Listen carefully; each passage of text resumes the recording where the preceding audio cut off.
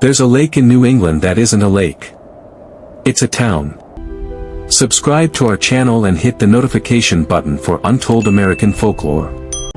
A whole town, homes, a church, a general store, sitting under 60 feet of water, exactly where it was left in 1938.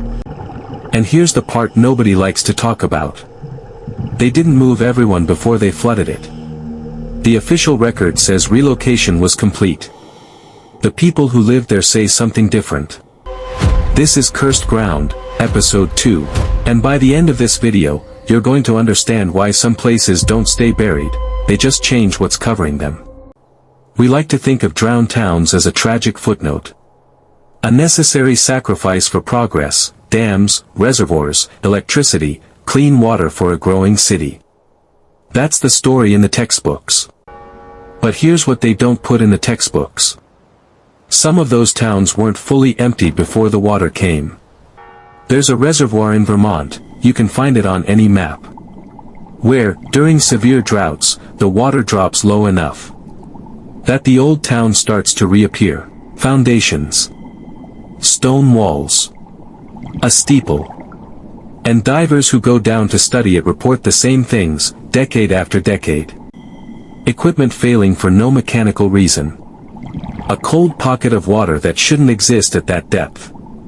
And when you ask the old-timers in the area why people don't dive there anymore, they go quiet before they answer. I'm not here to tell you the lake is haunted. I'm here to show you something worse, a documented decision, made by people with names and titles, to flood a town faster than the relocation could finish. And when you understand who was still down there when the water rose, you'll understand why nobody wants to talk about it. The year is 1938. A small mill town, we'll call it Millbrook Hollow, sits in a narrow valley in central Vermont. About 340 people. Mill workers, farmers, a few shopkeepers. The town had survived the Depression. It was poor, but it was holding on. Then a growing city 70 miles away ran out of water. And the state decided Millbrook Hollow's valley was the cheapest place to build a reservoir. Now, when a state needs to flood a town, there's a process. Survey the land. Appraise the homes.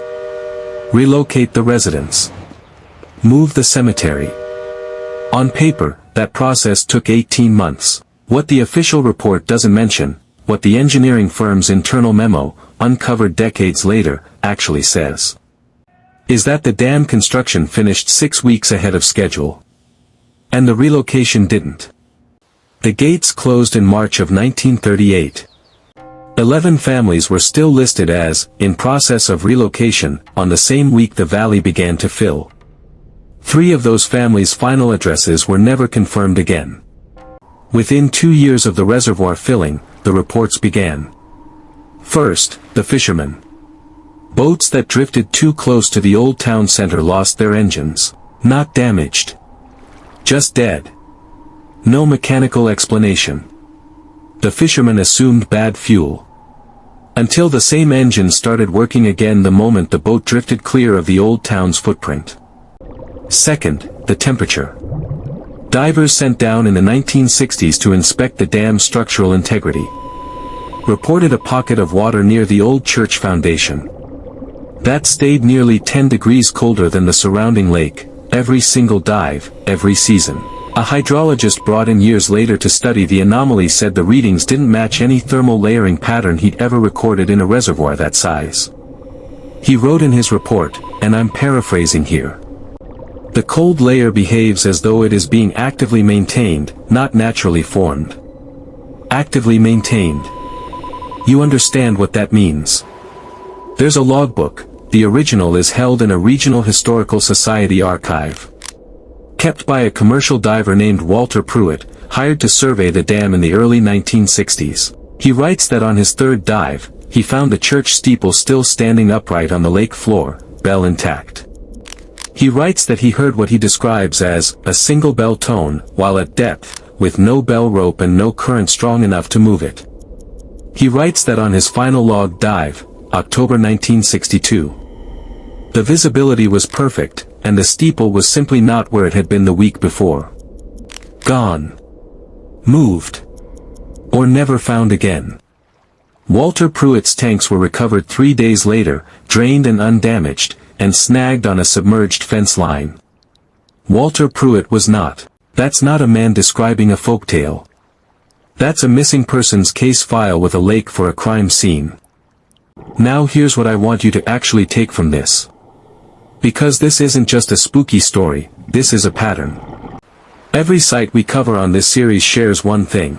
Something happened there that someone in power decided was easier to submerge than to solve. Water erases just as efficiently as dirt, it's just slower to drain. Cold sediment layers. Preserved wood. Undisturbed structures. A reservoir is, in some ways, a better time capsule than open ground. What a town tried to leave behind, the lake has been quietly preserving. Official records called it voluntary resettlement, completed on schedule. But oral histories collected from the last surviving residents in the 1990s described families given 2 weeks' notice, trucks that didn't show up, and a cemetery relocation that moved headstones but not, in several documented cases, the remains beneath them. When the people who lived it say it happened differently, they weren't being dramatic. They were correcting the record. Boat engines. Diving equipment. Sonar readings near the Old Town Center. The state's own dam safety inspection logs note recurring instrumentation anomalies at that location across 5 separate decades. Did you see when that? the same coordinates produced the same failures across generations of completely different equipment. That's not bad luck. Did you see That's that? data. The most dangerous thing about a drowned town isn't what's down there. It's the decision, made by people with budgets and deadlines, to rename the valley after what it became, instead of what it was. The reservoir. The lake. The watershed. Every time we accept the sanitized name, we participate in the erasure. And the water keeps it secret. Until a drought brings it back up. Millbrook Hollow was never relocated. It was simply covered. In 2021, historic drought dropped the reservoir to its lowest recorded level in 80 years. The steeple broke the surface for the first time since the 1960s. For 6 weeks, you could walk the old town's main street again, mud where the floor used to be. A local historical society organized a small documentary shoot to record it before the rains came back. 3 drones lost signal at the exact coordinates where Walter Pruitt's logbook placed the church. The footage that did survive shows the steeple, the foundations, the old stone wall around what used to be the cemetery. And on one 10-second clip, reviewed by the crew the same night, something standing at the base of the steeple that wasn't there in the wide shot taken 60 seconds earlier. The file was corrupted before it could be reviewed a second time. The rains came back in November. The town is underwater again. And somewhere in a state archive, there's a 1938 memo with a line item that simply reads, relocation, complete, next to a list of 11 family names that nobody ever crossed off. This is episode 2 of Cursed Ground. Every episode in this series investigates a real location. Real coordinates, real records, real history. That someone decided you didn't need to know about. If this is the kind of thing that keeps you up at night, subscribe to my channel Untold American Folklore. Because we're just getting started. Episode 3 of Cursed Ground dropping next. And this one is underground, not underwater. Drop a comment below, tell me if there's a reservoir near you with a town under it. I'll bet there is. I'm serious. They're everywhere.